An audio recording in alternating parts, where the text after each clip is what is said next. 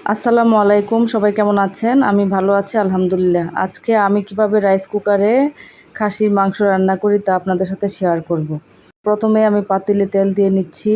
এখন পেঁয়াজ দিলাম। পেঁয়াজ কুচিটা ভালো করে ভেজে নিতে হবে। সাথে একটু এলাচ দারুচিনি দিয়ে দিয়েছি।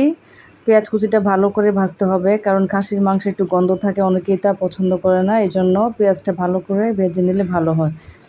এখন আমার পেঁয়াজ কুচি ভাজা হয়ে গেছে। এখন আমি মশলা দিয়ে নিব। আদা রসুন দিয়ে দিলাম 2 চামচ করে। লবণ দিয়ে দিলাম পরিমাণ মতো। এগুলো ভালো করে একটু ভেজে নিতে হবে।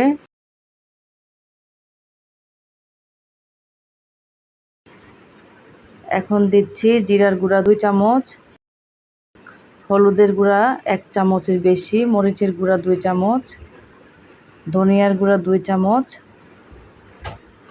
খাসির মাংসটা আমি আগেই ধুয়ে রেখেছিলাম, 1 কেজি খাসির মাংস। এখন আমি মাংসটা দিয়ে দিলাম। মাংসটা ভালো করে মশলার সাথে মিশিয়ে নিতে হবে।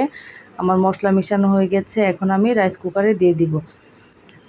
আমি মাংসটা রাইস কুকারে দিয়ে ঢাকনা দিয়ে দিলাম। ঢাকনা দেওয়ার 10 থেকে 15 মিনিট পর কষানো হয়ে গেছে। এখন আমি আলু এবং ঝোল দিয়ে দিলাম। এখন আবার ঢাকনা দিয়ে দিচ্ছি।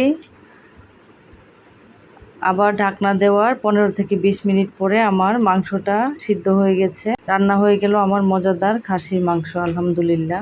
আমার মতো যারা রাইস কুকারে রান্না করেন তারা চাইলে এভাবে ট্রাই করতে পারেন, আপনাদের গ্যাস অনেকটাই বেঁচে যাবে।